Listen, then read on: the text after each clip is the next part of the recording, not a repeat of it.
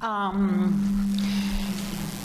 pesar de que tengo una cierta experiencia en congresos, coloquios, etcétera, reconozco que no pude o no supe resumir como es debido mi exposición. Por lo tanto, voy a tratar de, además me ilusioné un poco con los tiempos al ver el programa y me dije que tal vez podía otorgarme unas páginas más, pero se me fue la mano. Les pido disculpas si voy a dar la impresión de saltos, brincos, pero supongo que se pueden subsanar muchas cosas en el momento de las preguntas. El segundo problema que tiene mi exposición es que en realidad nos retrotrae o nos lleva a un territorio temporal y un territorio geográfico que es lejano tal vez para muchos, probablemente el geográfico y el cultural no tanto, pero el temporal sí, porque se trata de una revista que se llama Sur, cuyo primer número apareció en 1931 en Argentina. Para hacer más rápido, puse el nombre de su directora, Victoria Ocampo. Yo tenía la ilusión de que el tiempo me iba a dar la posibilidad de contarles el chisme del romance entre Victoria Ocampo y Jacques Lacan, pero los dejo con las ganas.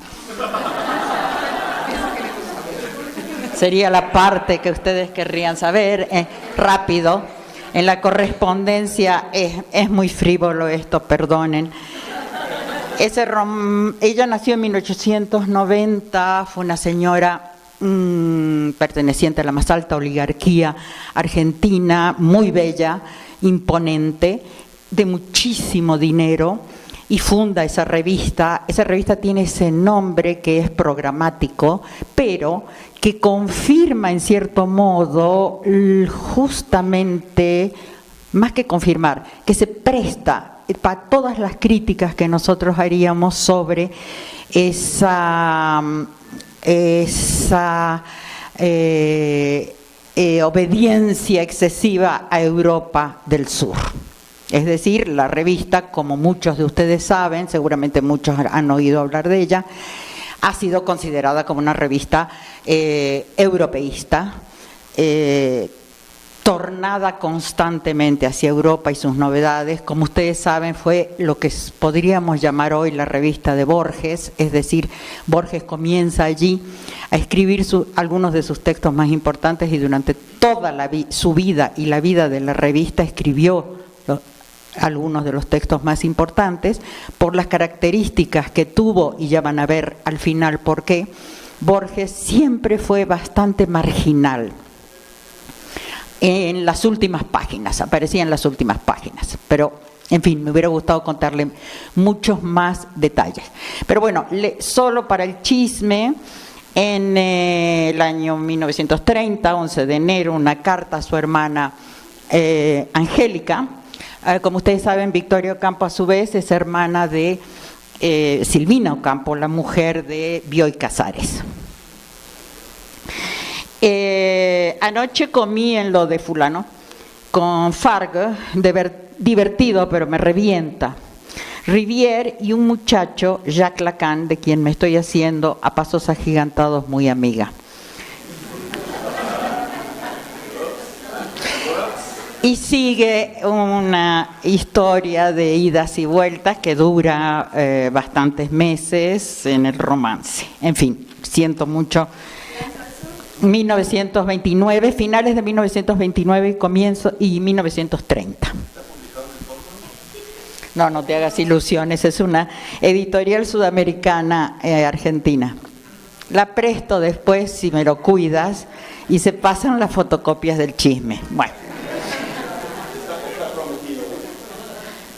Sí, además es algo especial. O sea, esta exposición en realidad necesitaría algo así como 3 o 4 horas, pero bueno, no, prometo que no. Bien, la revista Sur nace impulsada por un grupo de intelectuales y con un proyecto autodenominado americanista. ¿Cuáles son las características de ese americanismo?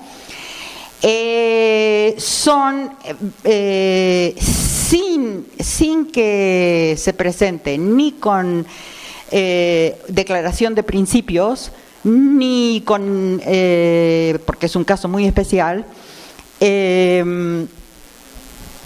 cumple con lo que el proyecto hegeliano del que escuchamos hoy.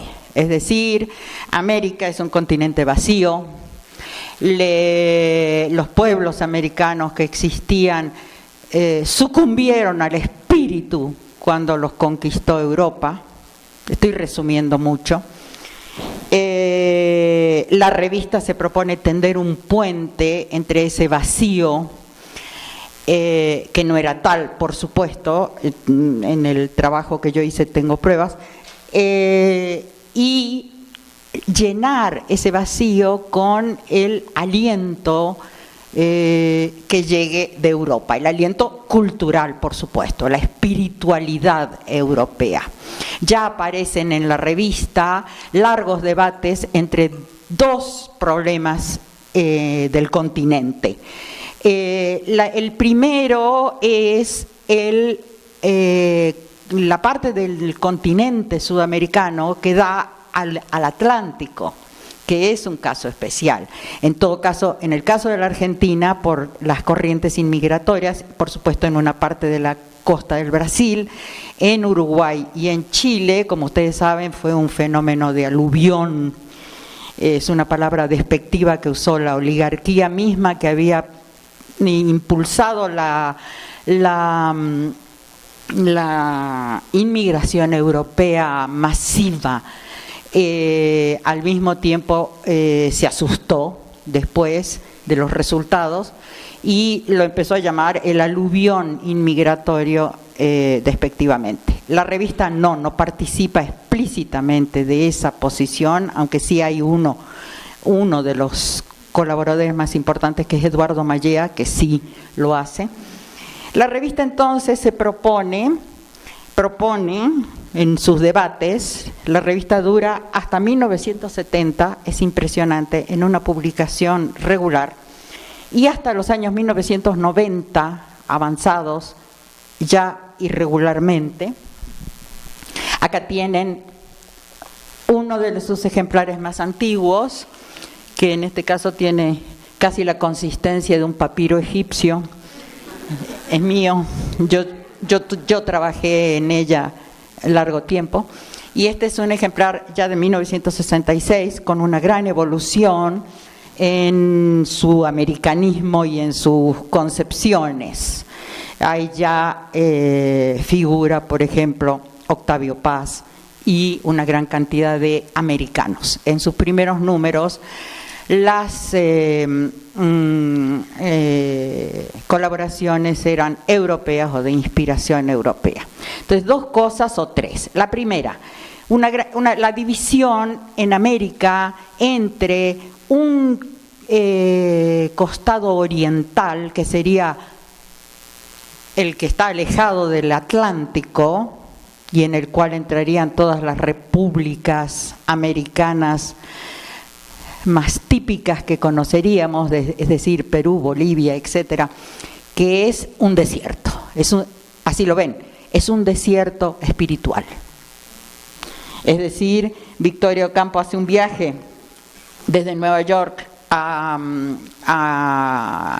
Chile y de allí, supongo que en tren a Buenos Aires, y sufre de mareos, sufre de apunamiento, como se llama así. Los que conocen la puna saben lo que eso significa, y entonces dice que en su camarote hice girar los discos de Debussy y metí la cabeza en el fonógrafo durante 1 hora sin parar. No tuve el menor síntoma de puna al cruzar las ciudades de las repúblicas que se bañan en el Pacífico. Debussy igual oxígeno igual Europa.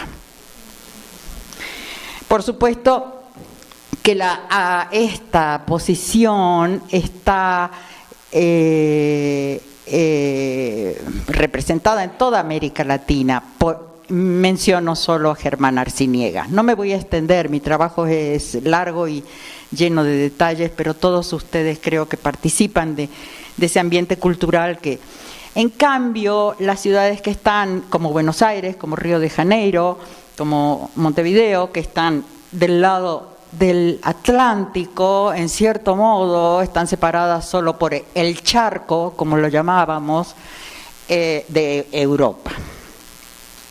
La visión pesimista, la otra visión es la diferencia y al mismo tiempo la posibilidad de conciliación que habría entre una América del Sur católica con regímenes autoritarios, con un cierto retraso, pero al mismo tiempo con una espiritualidad que viene de ese catolicismo, a veces medieval, en una posible conciliación y unión con una América del Norte que posee las virtudes que ustedes saben ya del progreso, del avance, etcétera, todo con comillas, pero que no posee esa espiritualidad que tiene la América del Sur.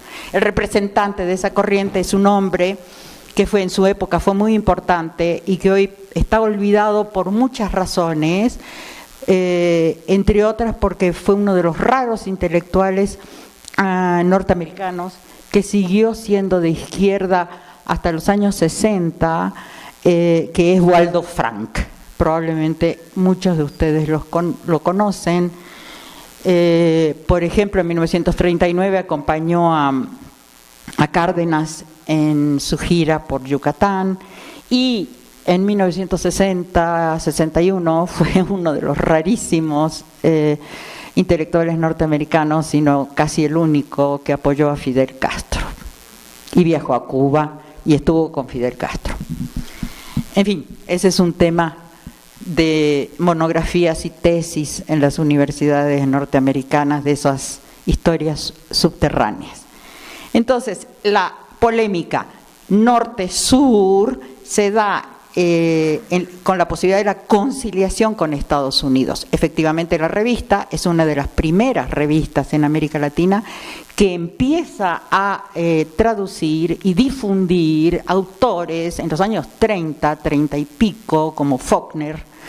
Muchos de nuestros escritores conocidos reconocen que fue por primera vez que se enteraron de la existencia de algunos de esos escritores a partir de Revista Sur. La otra, está también la gran visión pesimista que se expresa en Sur, porque en ese momento vivía en Argentina como embajador de México, de Alfonso Reyes. Y Alfonso Reyes tiene, ustedes seguramente conocerán algunos de sus textos, sobre las calamidades de América, las fatalidades, como él le llama, de América.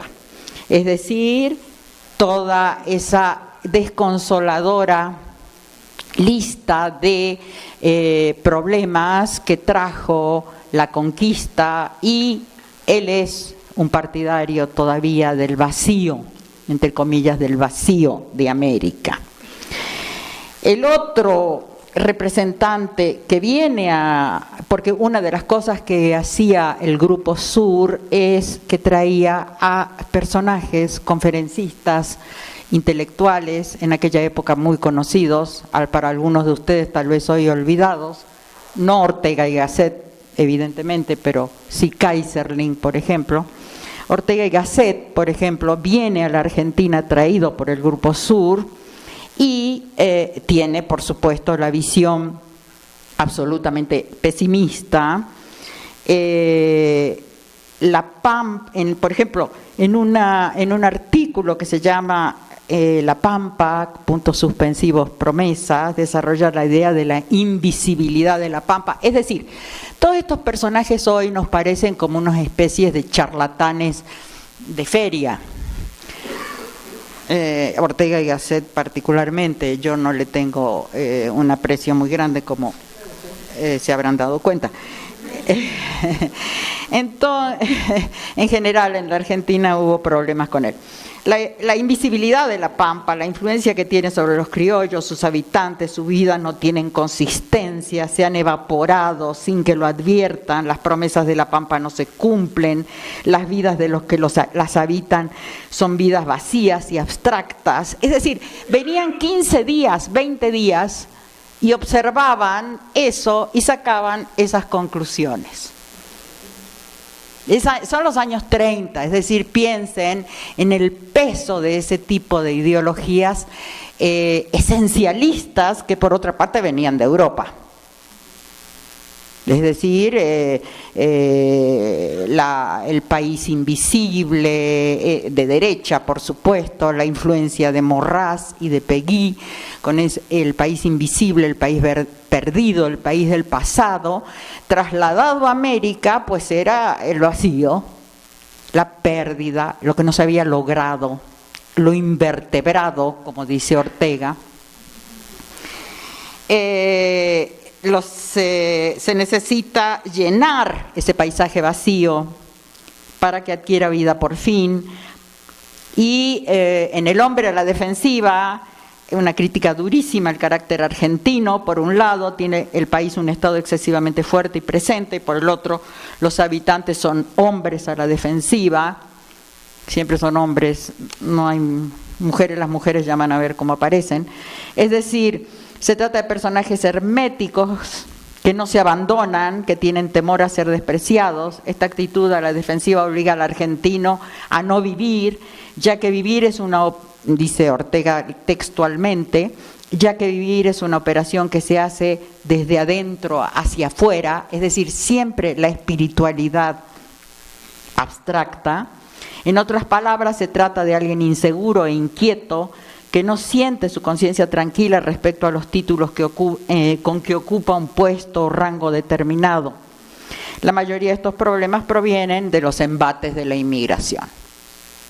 Es decir, la contradicción entre el vacío y el rechazo a esa invasión extranjera. El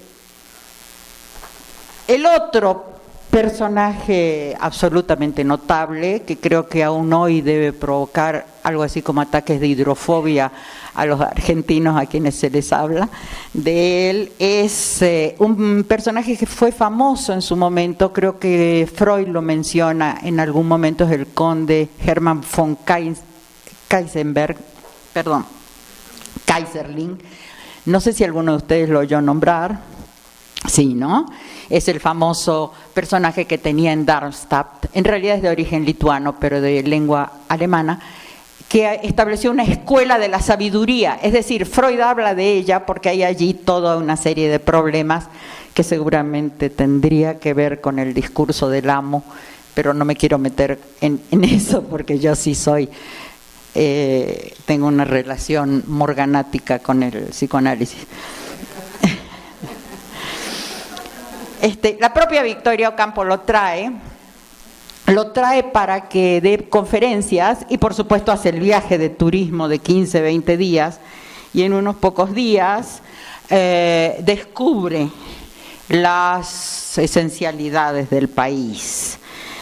Por ejemplo,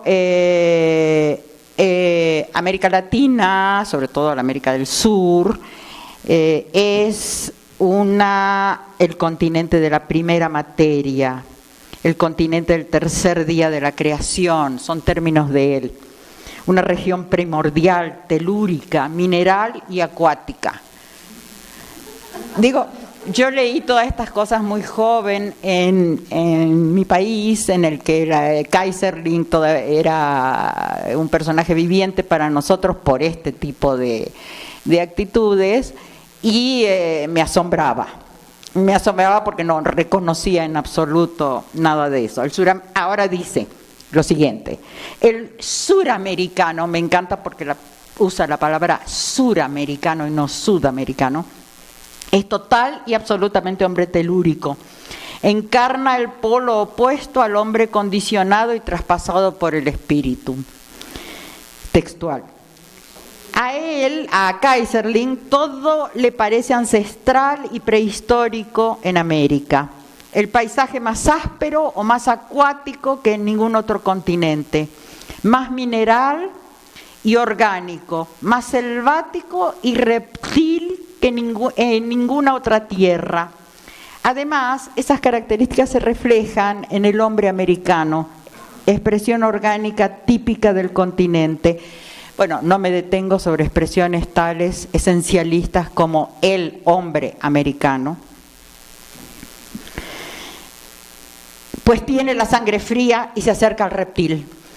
Cita exacta se refiere a los argentinos. No hay ni una sola calle ni plaza que lleve su nombre, por supuesto.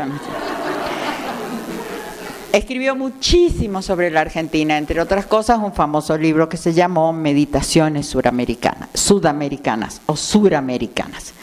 Cuando todavía en Europa, dice Keyserlingk, me absorbí en la contemplación de las primeras almas suramericanas, fui asaltado por visiones de serpientes, vi dorsos atigrados y aleopardados, de enormes pitones iluminados a trozos por la luz que se filtraba a través de las copas de los árboles, es decir, no sé cómo explicar las características de esto, salvo la época y tal vez un cierto contacto con alguna algo así, o el hegelianismo. Yo creo que hay un hegelianismo detrás y hay pruebas, es decir, como ustedes saben, en historia,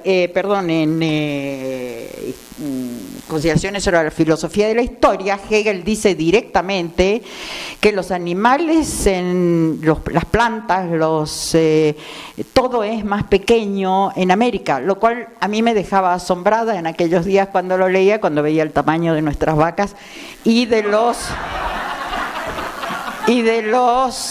eucaliptus. No sé si ustedes saben que en todo caso en Argentina, en Córdoba, donde a mí me tocó estudiar en la ciudad universitaria, y estará Sergio para decírmelo, los eucaliptus tienen unos tamaños absolutamente monstruosos. Emergiendo y manando en ondas serpentinas de un turbio lago sin fondo, me sentí cercado por una confusión de larvas gusaneantes. Bien, el conde tiene evidentemente alucinaciones, esa es mi idea. En cuanto a las mujeres, no, todo esto es interesante porque parece una especie de antropología o una especie de no sé cómo llamarlo, reconstrucción de algo que parece lejano, pero no es tan lejano, es decir, es 1930, 1940. Las mujeres quieren permanecer estrictamente pasivas y exentas de toda responsabilidad, y el frecuente éxito sexual de los hombres suramericanos en Europa depende, nunca lo vi, pero bueno, de que por su parte y a pesar de toda su delicadeza ejercen la violencia con naturalidad primordial. No yerra Grodek por completo cuando afirma que la mujer primitiva no reconoce en el fondo más que una sola y única prueba de amor, la violación. La sexualidad frenética del suramericano entraña también una de las raíces de la profunda melancolía suramericana. Post-coitum, animal triste. Son palabras textuales de Keyserlingk. Es decir, nos hemos reído un poco de él, en su honor o salvación, hay que decir que fue estrictamente antinazi, estuvo en peligro y muy perseguido por los nazis en su época. En su escuela de Darmstadt, se llamaba la Escuela de la Sabiduría. Ahora, el sistema de estudio de todos estos personajes es muy peculiar, Por ejemplo, Keyserling observa algunos simples hechos sin misterio, como el asado argentino, que es una comilona campestre, en un país cuyo alimento más barato siempre fue la carne, y por eso la consume en abundancia, imitando en realidad las formas de asar a la inglesa, y concluye: desde entonces me persigue la visión de la sangre corriente, me parece ver brotar por doquier de la pampa rojas fuentes de cálida sangre. Bien, la reacción ante esto, ustedes la podrán imaginar, yo tenía alguna descripción, la propia Victoria Ocampo vuelve sobre sus ideas sobre él, escribe un estudio sobre el asunto, el propio Keyserling llega a consultar hasta a Jung, porque estaba especialmente enamorado de Victoria Ocampo, y Victoria Ocampo no le hacía caso porque lo encontraba repugnante físicamente. Y hay todo un estudio de Jung en el que Jung le hace una serie de consideraciones, ustedes las conocen, sobre el animus y el ánima y toda esa historia sobre las mujeres, sin conocer a Victoria Ocampo. No, solo ante la consulta de Keyserling, que le cuenta su versión de la historia. El otro personaje interesante, y ese sí seguramente es un nombre para ustedes en la cultura, es Eduardo Mallea. Eduardo Mallea es uno de los fundadores y colaboradores de la revista Sur, y para él el vacío de América viene de una inversión en realidad de los viejos y conocidos términos de Sarmiento de civilización y barbarie. Él los invierte, y para él la civilización, la pureza, la salvación está en el campo, y la perversión en la ciudad, y él es el mayor representante en Sur de esa especie de miedo, de temor ante la inmigración que se va adaptando cada vez más. Y hay que decir que, por supuesto, Mallea, como ocurre paradójicamente en todo este tipo de consideraciones sobre el ser nacional de un país, por supuesto que saca sus ideas de pensadores franceses como, por ejemplo, Maurras, el país real y el país escondido. Es una dicotomía que tiene un pensador como Maurras de extrema derecha, por otra parte. Bien, he saltado muchísimas cosas, he dejado muchísimas cosas afuera, y quería, para finalizar, ¿sí? Bien, para finalizar, algo fundamental. Y estas no son todas las posiciones, hay una posición minoritaria, y es la de Borges. Borges ofrece algo fundamental. Jamás ha caído en la tentación de la reflexión sobre un supuesto ser nacional, aunque van a ver que tiene sus ideas sobre el asunto. Es más afirmativo y al mismo tiempo ofrece otro contraste. No se dedica a la búsqueda de profundas esencias de lo argentino, sino que sus proposiciones representan una fuerte acentuación de lo estético o de una estética. No es que Borges no encuentre carencias graves en el ser nacional, entre comillas. Con sarcasmo, en la misma revista, se dedica a hacer una lista en un famoso artículo que se llama Nuestras imposibilidades, de los años 30, en 1931. Lo llama Nuestras imposibilidades: prejuicios, ignorancia, desvergüenza, admiración por los triunfadores, creo que muchos latinoamericanos nos reconocemos, y al mismo tiempo fascinación por el fracaso, exhibición de símbolos de estatus, servilismo, olvido de lo que constituye la verdadera nobleza criolla. Como ustedes saben, la estética de Borges en esos años era la acentuación de lo criollo. Envidia, cobardía, grosería, incultura y machismo exhibicionista. El artículo tiene un gran final desanimado y pesimista. es una cita de Borges. Penuria y rencor definen nuestra parte de muerte. Hace muchas generaciones que soy argentino. Formulo sin alegría estas quejas. Bien, el asunto de Borges es sus consideraciones afirmativas. En estos primeros años de la revista hay por lo menos 2 artículos fundamentales sobre la lengua. Para él, el problema de lo que constituiría lo positivo de lo americano es la lengua. Para él, la lengua criolla, la lengua argentina. Hay por lo menos 2 artículos fundamentales sobre la lengua que colocan a Borges en esta línea de proposiciones sobre la condición americana. El primero se llama Séneca en las orillas, en la que se dedica a analizar las inscripciones de los carros de caballos y carritos repartidores de diversas empresas comerciales o de lecherías y almacenes de barrio. Su reivindicación de la lengua popular de esas inscripciones y los lemas los llevan a compararlos, cita textual, con los misterios delicados de Robert Browning, los baladíes de Mallarmé y los meramente cargosos de Góngora. Con lo cual equipara la humilde retórica criolla anónima con cualquier realización literaria universal. Lo mismo ocurre con el artículo que le dedica al coronel Ascasubi. Es el autor, si ustedes seguramente lo saben, de una de las creaciones probablemente más originales que haya en América, que es la poesía gauchesca. Es decir, la gauchesca es verdaderamente lo típicamente argentino, en el que recupera la obra del poeta gauchesco, insidiosamente critica las limitaciones del Martín Fierro de José Hernández y alaba la, dice Borges, frecuente superioridad parcial de Aniceto el Gallo, que así se llama el poema.